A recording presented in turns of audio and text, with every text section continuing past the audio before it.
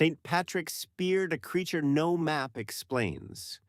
In Lough Derg, Ireland, locals whispered of CAORÁNACH, a monstrous winged serpent said to breed demons beneath the lake. Patrick struck her down, and her blood turned the water crimson forever. But some say she never fully died, only sank deeper, waiting.